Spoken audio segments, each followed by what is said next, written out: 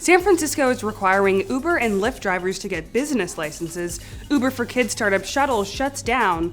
Huawei unveils a VR headset, and more. It's Friday, April 15th, and this is Crunch Report. About 37,000 Lyft and Uber drivers in San Francisco are going to receive a letter in the next couple of days from the SF Treasury, telling them that they need to obtain business licenses if they want to continue being able to drive in the city. If every one of those people register, the city will stand to make $3.37 million a year. In a statement to TechCrunch, Lyft said, "We have serious concerns with the city's plan to collect and display Lyft drivers' personal information in a publicly available database. People in San Francisco who are choosing to drive with Lyft to help make ends meet shouldn't have to compromise their privacy in order to share a ride." Uber, on the other hand, didn't take much of a stance, saying, "Uber partners with entrepreneurial drivers, and as independent contractors, they are responsible for following appropriate local requirement." Meanwhile, SHUDDLE, the Uber for Kids, closed its doors today, less than 24 hours after it notified its customers via email. SHUDDLE has promised to pay drivers with remaining balances in the next few days.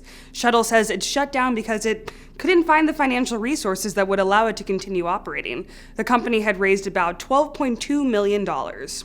Today, Twitter named Kathy Chen its first managing director for China. Chen was formerly general manager at Microsoft and at Cisco. At Twitter, her task will be to find advertisers looking to use Twitter to reach international audiences. Twitter is blocked by the government in mainland China, but it's still an important growth market for Twitter.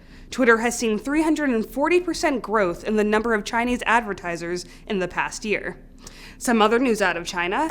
Handset maker Huawei is making a virtual reality headset of its own. TechCrunch's VR reporter Lucas Matney says it's basically a clone of the Samsung Gear VR. Just like the Gear, the Huawei VR requires you to slot a smartphone into the viewer, put on a head strap, and navigate the VR content with a touchpad on the side.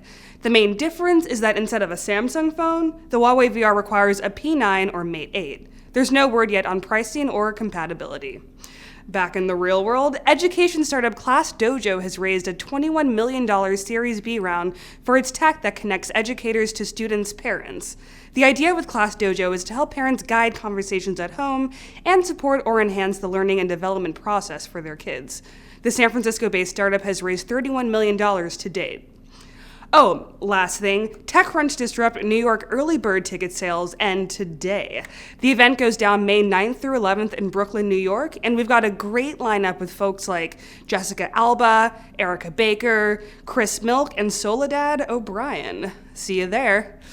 That's the report for today. I'm Megan Rose Dickey. Crunch Report airs every weekday at 7 p.m. Eastern, 4 p.m. Pacific on TechCrunch.com. You can also find us on iTunes and on YouTube. See you on Monday.